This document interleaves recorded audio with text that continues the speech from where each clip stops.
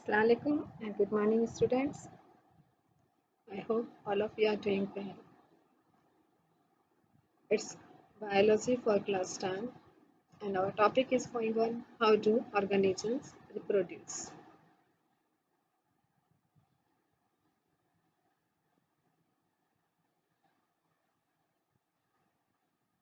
In last class, I have explained you about the asexual reproduction. There are the different type of asexual reproduction like fission, budding, fragmentation, regeneration, spore formation, and vegetative propagation. I have completed the fragmentation in my last class, and in today's class, I will explain you about regeneration, spore formation, and vegetative propagation. Now, the first is coming regeneration. What is the mean by regeneration? In regeneration, if the part of the body of organism, if the cut, if we cut it, or if it is broken by accident, then what can happen? It can develop into a new individual. Like you can see over here, this is Hydra and this is Planaria. Here you can see that the Planaria's body is cut into the three pieces. So what would happen? Like this is the head part. So it will develop its remaining back part. It is a middle. It will develop into front and middle. Last part, and here it is only the last part. It will develop into the remaining part. So here what happened, one organism cut into the three pieces and all the three pieces develop into the new organism. Here you can see the Hydra. In Hydra also the Hydra body is cut into the two pieces, and each piece develop the remaining part and develop into a new organism. So this type of in this type when the organisms are produced, it is called regeneration. Examples of regeneration, it takes place in the Hydra and Planaria. Sometimes the starfish, if the starfish any arm has been cut, then it develop the new arm. Okay, so this is known as the regeneration. A very common example of regeneration, which is not a reproduction. Here, not the complete organism is produced, but you can see here the part of the organism is produced, like the lizard. If you have seen sometime the lizard, if it is find that there is some attack on it, then what would happen? It leave its tail, and after some days, if you will see the same lizard, it can grow its tail. So it is also one example of regeneration. But regeneration, where a complete organism is produced, the examples are Hydra and Planaria, and that's why Hydra is also known as immortal. Means here you can see if it is the parent hydra, it is cut, the body is cut, it is developed into a remaining new hydra. Okay, so some content of this hydra is going here. So in this way the hydra never die like that. And this method is known as regeneration. Dear student, the regeneration is a method in which a part of the body of the organism if cut or broken can develop into a new individual. Now the next, that is spore formation. You have seen this type of vertebrate at your home also. Sometimes you can see some patches develop on it, or any roti or any food item if kept left over is there, if kept open or something, it is just uh, spoiled. Then what happen, you will see some patches, green or black color patches develop on it. That is the fungus. Okay, so the fungus mostly grow reproduce by the spore formation. You will see here they will first develop the rhizoids and the white color structure over there, and slowly and gradually they will develop the sporangium in this way. This sporangium produce the spores. These are the spores. Okay, and these spores spread in the air, and when they go and sit on any favorable any place, if they are getting the favorable condition, like if they're getting the uh, food for them, if they are getting the moist and air, then what happen, they will again develop the hypha means the white thread like structure is developed on the food first, and then they will develop the rhizoids and sporangium, and in this way they produce the new organism by spores. So what is spores? In this method, the structure called sporangia produce the tiny cells called spores. So spores are the tiny cells which are produced in the sporangium. When the spores come in contact with a moist surface, it develops into a new individual. So here you can see a new individual is produced by the spores.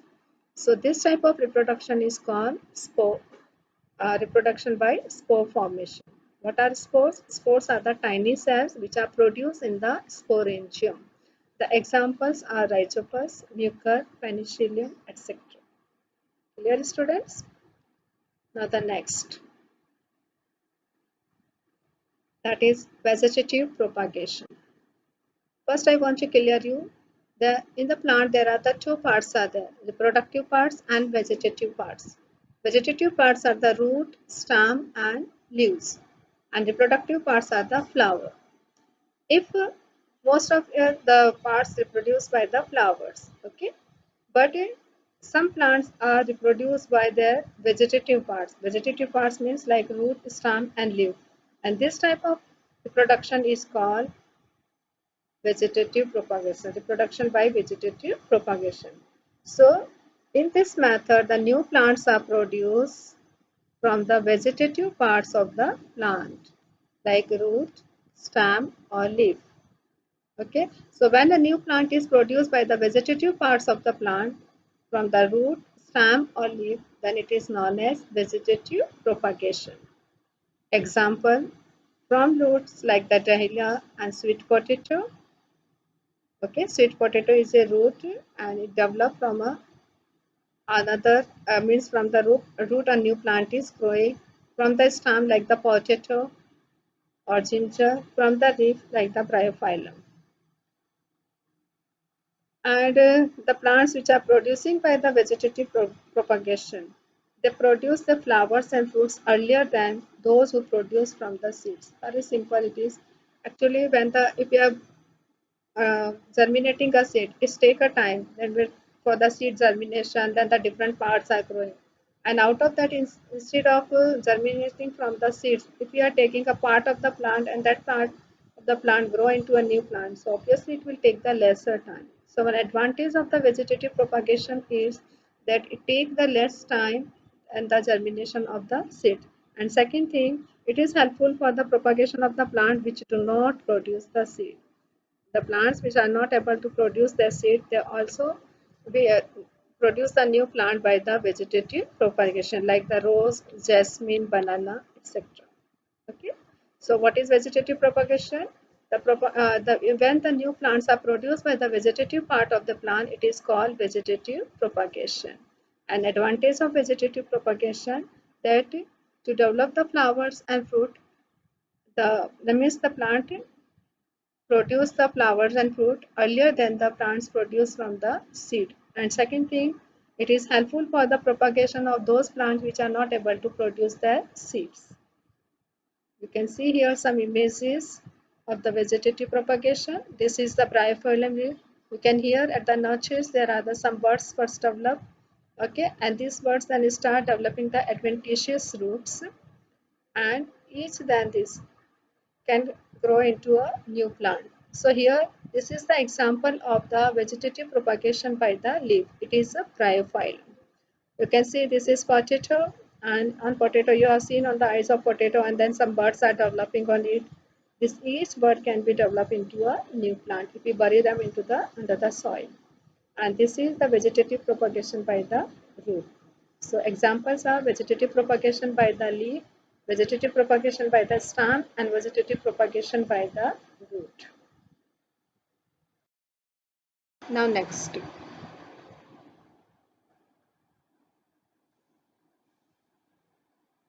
vegetative propagation take place naturally, also sometimes artificially, means the man also can do the vegetative propagation. Nowadays when you know that um, there is more need of the vegetables and fruits, etc., means for the horticulture especially the vegetative propagation is used.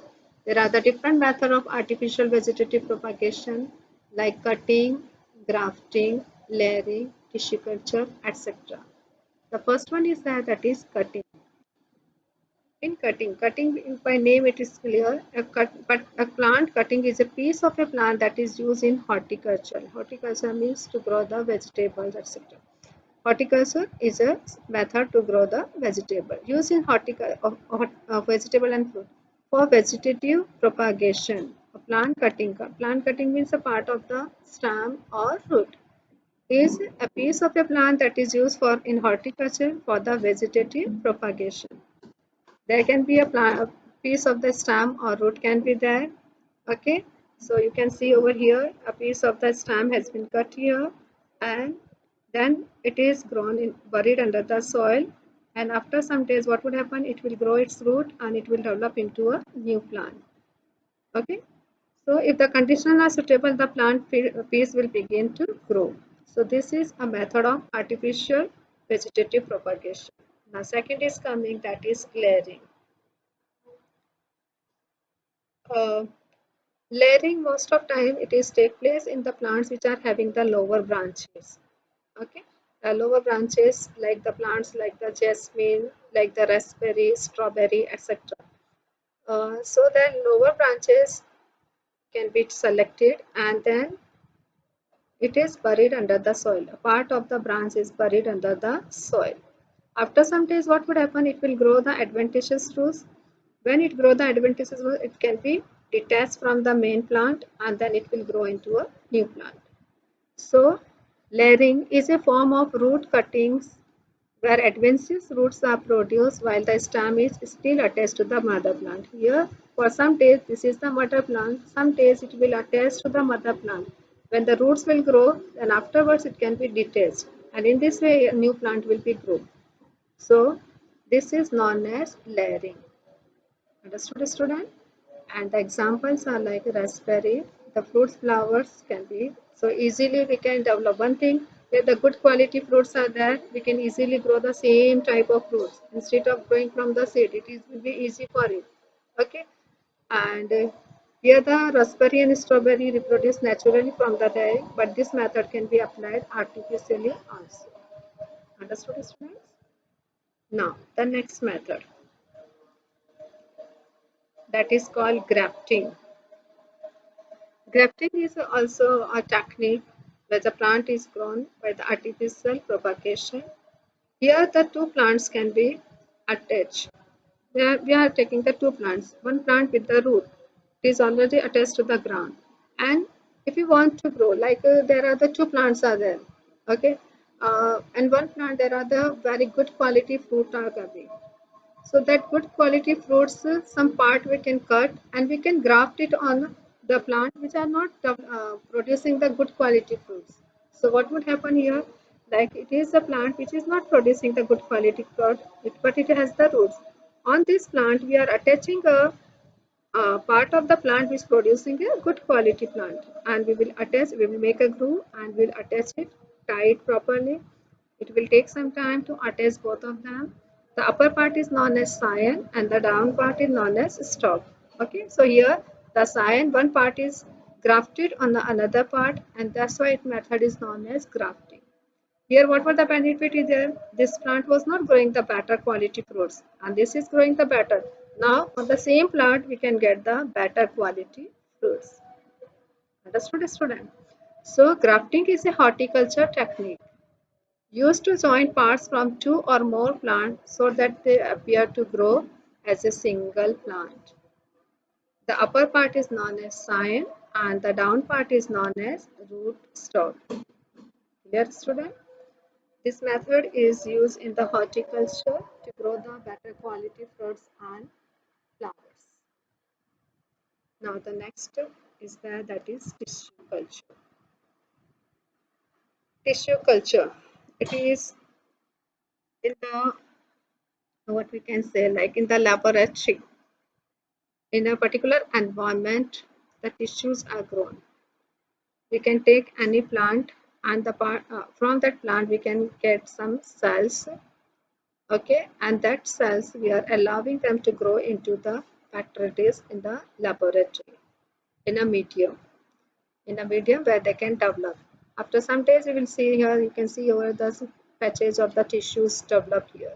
Okay, And then these patches are used to develop slowly and gradually. What would happen? These patches will develop into the saplings and then they will grow into a new plant. So in this, the new plants are grown from the tissues of the plant. So tissue culture refers to a method in which fragments of a tissue, means plant, it can be done for the plant also as well as for the animal also. Fragments of a tissue are introduced into a new artificial environment. Okay, this is artificial environment where the tissues are allowed to grow, where they continue to grow or function or grow, and after some days we can get a new individual from that. So students, I hope you understood today all the methods of vegetative propagation and asexual reproduction. In today's class, I explained you about the regeneration which take place in the hydra and planaria, where the organism part of the body, if the cut or if it is broken, that the cut part will develop the remaining part and will develop into a new individual. That is called regeneration. Then I explained you about the spore formation which take place mostly in the fungus, where the spores, which are the small cells produced in the sporangia, is producing the new individual. Then I explained you about the vegetative propagation, in which the new plant is produced by the vegetative parts of the plant. Okay, it can be by the root, like the example is uh, sweet potato. By the stem, the example is potato, and by the leaf, the example is bryophyllum. And then I explained you about the artificial method of vegetative propagation, that is the cutting, where the part of the plant, it can be root or stem, cut and then it gets buried under the soil, and after some days it will develop into a new plant. Okay, then layering, where the lower branch of the plant can, some part can be buried under the soil, it will develop the adventitious root, and then what would happen, after some day it can be cut and it will develop into a new plant. Then the next was that was the grafting, where the one on the one part of the plant, another plant part has been grafted and a new plant can be grown. And the last one is that is the tissue culture, where the fragments or tissues are allowed to develop into the artificial environment. Okay, in a particular medium where they grow, and afterwards they can be transferred to the soil, etc. So they will develop into a new plant. So I hope student you understood the topic asexual reproduction. So from the how do the organism reproduce, I completed the topic, that is the asexual reproduction. If you are having any doubts, you can ask in the comment box. Okay, students, have a nice day ahead. Thank you.